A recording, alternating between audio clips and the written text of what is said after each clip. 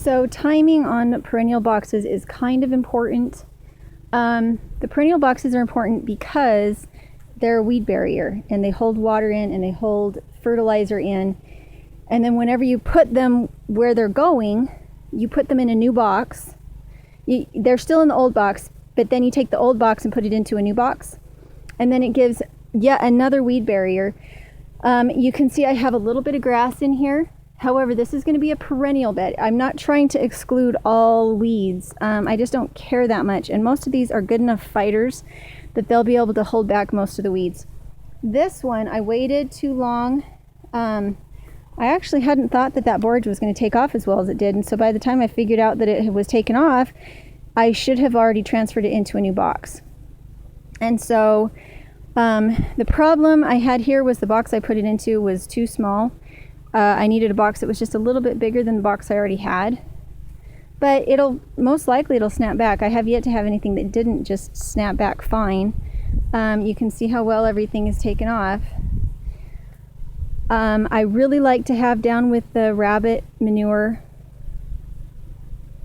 I don't know if those yellow jackets are upset with me or not. I really like to have down with the rabbit manure. I like to have a layer of old wool or some other kind of carbon that just gives a buffer zone between the rabbit manure and the roots of the plant. That way the rabbit manure can kind of break down with the carbon a little bit before the roots get to it, so the roots don't get burnt. But I'm kind of excited with how it looks. Really happy with it. Again, I have these flowers here on the north side of the greenhouse because this year we had no pollinators inside the greenhouse. Even though we had this slit here, we just didn't have any pollinators. I had page catching ladybugs to take in because I did have an aphid problem from some plants that I got from the local nursery. I didn't have that problem with the plants that I started from seed myself. But the ones from the nursery brought lots of aphids in, and so she went out and caught me all sorts of ladybugs, and after that I didn't have a problem in the greenhouse. But I also didn't have a really good fruit set. Nothing is really as heavy as it should be.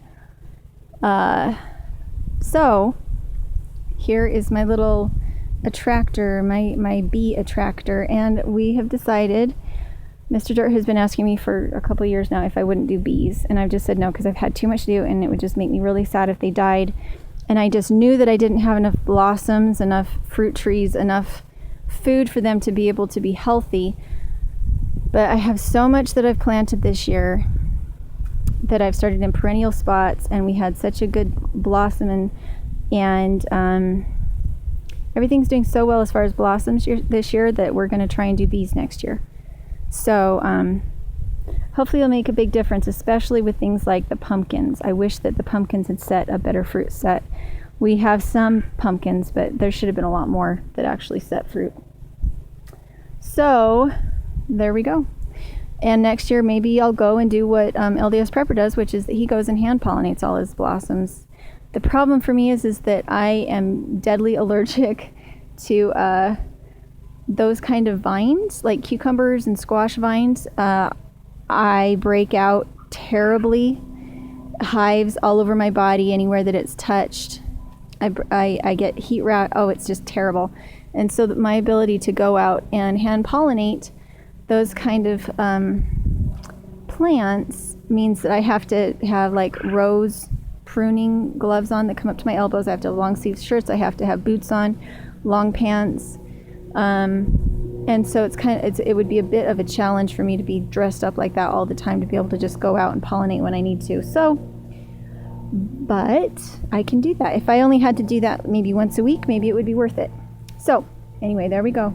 I love the alpine strawberries. They're so tasty. Wow, they're good.